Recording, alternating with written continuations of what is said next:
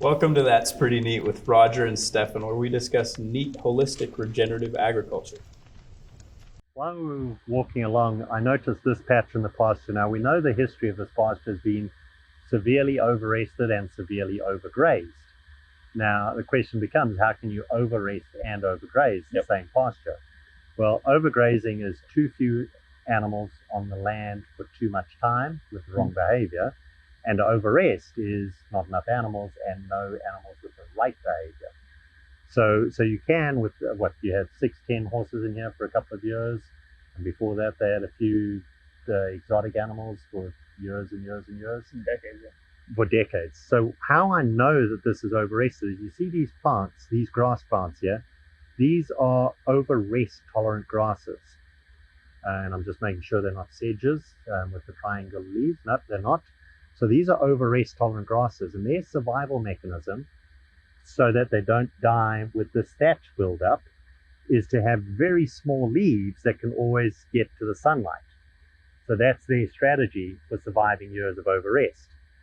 And so here in this pasture, even though it's green, I mean, there's an inch of growth, which wouldn't feed many cows, because the particular species are what we call over-rest tolerant. Mm-hmm. But then the other thing we find is that that's the over-rest side, but the overgrazing side is the root bound. Yeah. What was here was overgrazed, so it grew flat on the ground like a lawn.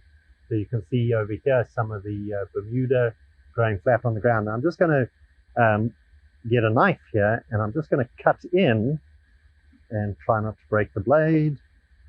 I'm just going to cut in and take a block out without hitting a rock. And I'm just going to take a block out just to see what the root structure looks like. You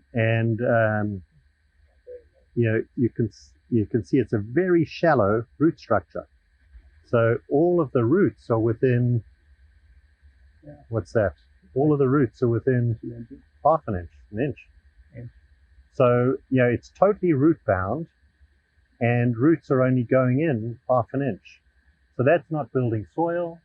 That's not doing any good. So while some people in desert areas say, oh, you've got to protect the cryptogamic soils and you've got to protect these plants, no, you don't have to protect them.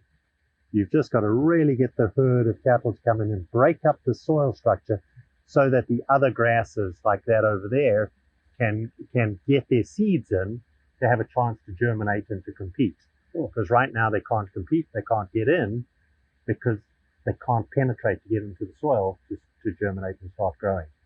So the only thing we know of to do that efficiently is a herd of cattle, generally in a rainstorm when it's soft, so that they can really break this half-inch structure up and just turn it up so that the other seeds, which are available, they're there in the soil, and then get a chance to germinate and start growing. So a perfect example of both over-rest and overgrazing, and what it does in the soil and how we've got to get it cleaned up. Cool. Because it's technically really good soil. Yeah. It's only management that caused it to be this bad. So now you know what you're doing next rainy season. Yep, it's going to be fun. It's going to be pretty neat, as you said. You can follow Rodger at d2gftf.com and also on his socials at Rodger Savory Holistic Management on YouTube and Facebook. We are Las Cumbres Ranch. You can follow us on social media at Las Cumbres Ranch over all platforms. And thanks for tuning in. It's been real neat.